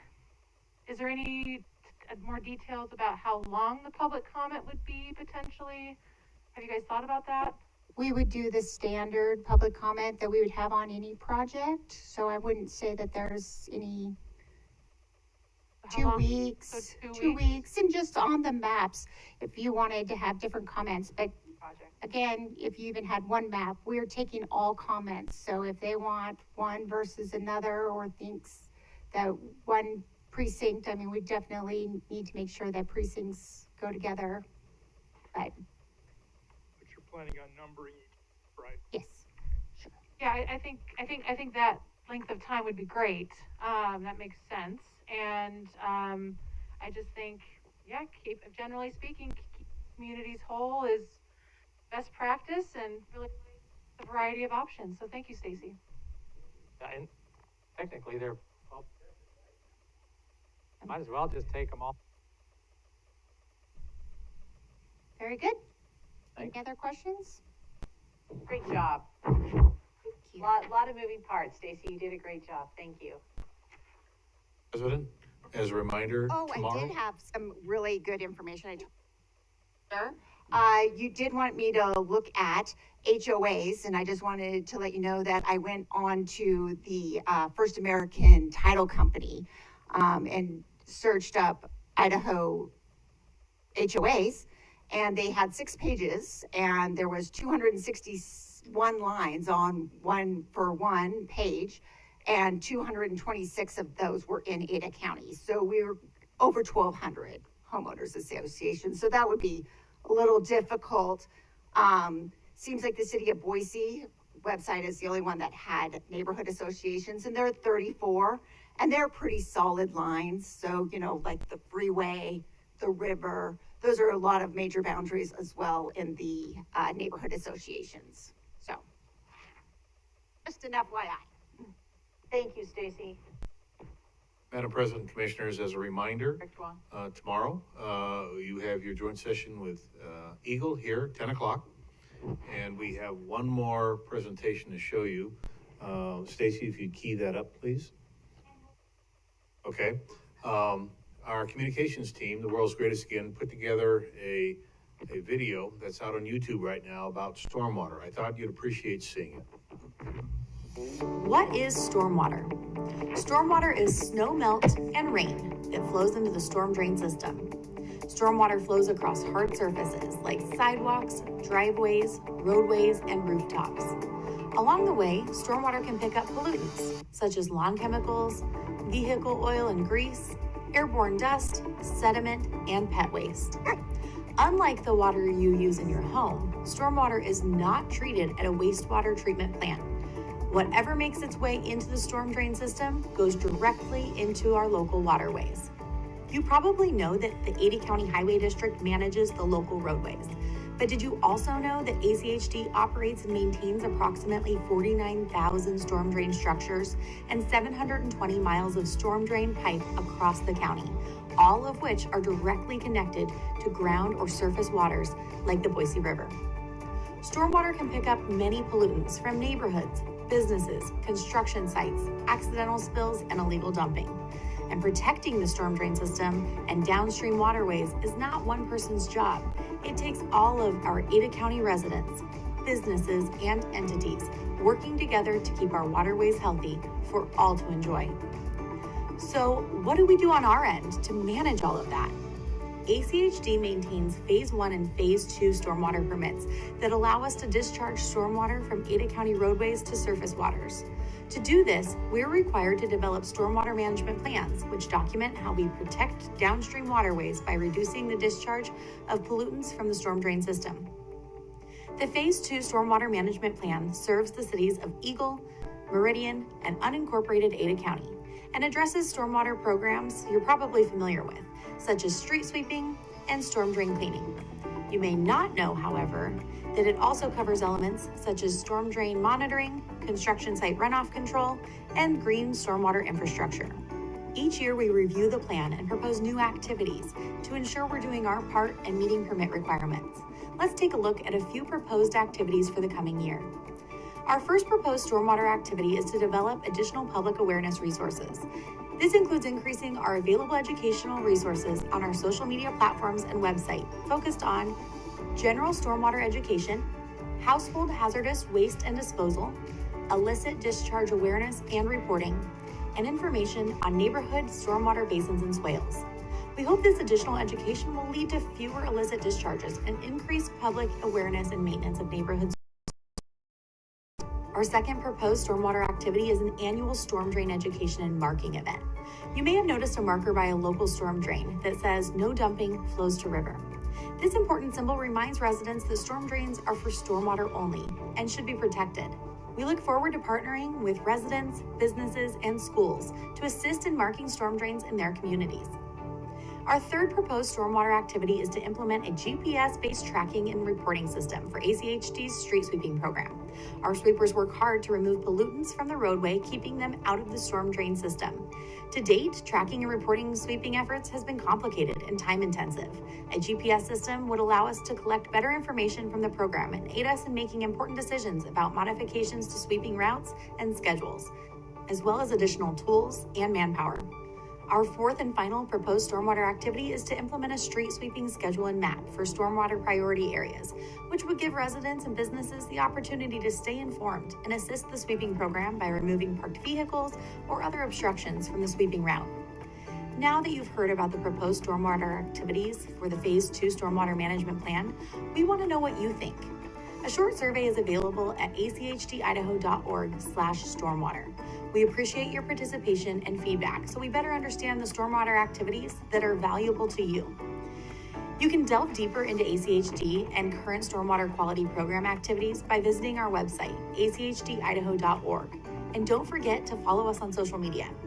Thank you for helping us to protect the storm drain system and keeping local downstream waterways clean and healthy. Very nice. Where is she? There she is. Good. I have a question. Forget expensive solar panels. Shannon, Get do you Tesla think that all Solar in and a one power take? wall for no cost.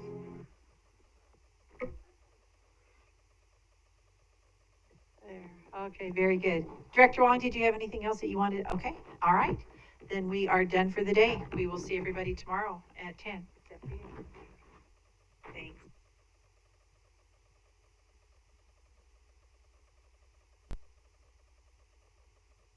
Goodbye.